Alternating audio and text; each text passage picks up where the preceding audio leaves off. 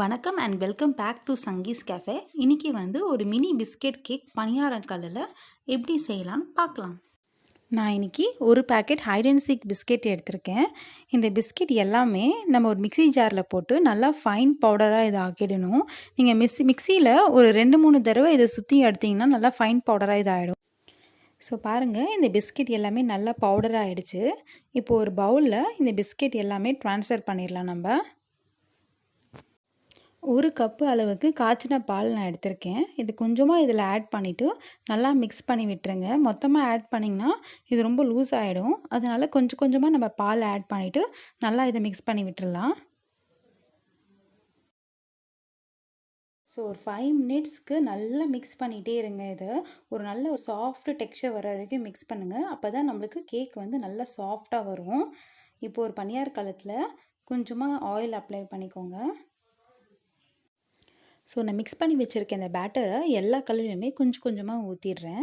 அப்புறம் நான் almonds and கேஷ்யூவை dry roast பண்ணி நான் க்ரஷ் பண்ணி வச்சுருக்கேன். இது மேலே லைட்டாக நம்ம ஸ்ப்ரிங்கிள் பண்ணி விட்டுறலாம். ஸோ நம்ம இதை பேக் பண்ணி சாப்பிடும்போது நம்மளுக்கு ஒரு நட்ஸ் கேக் சாப்பிட்ற மாதிரி ஒரு ஃபீல் வரும். இது மேலே அந்த ரோஸ்ட் பண்ணி வச்சுருக்க அந்த நட்ஸை கொஞ்சமாக நான் ஆட் பண்ணிடுறேங்க. அதுக்கப்புறம் அந்த மிக்ஸ் பண்ணி வச்சுருக்க அந்த பேட்டரை இது மேலே இந்த நட்ஸ் கவர் ஆகிற வரைக்கும் இது மேலே நல்லா நான் கொஞ்சமாக போட்டு விட்டுடுறேன். ஸோ நம்மளுக்கு அது குக் பண்ணும்போது உள்ள நட்ஸ் இருக்கும், மேலே கேக் வரும் நம்மளுக்கு.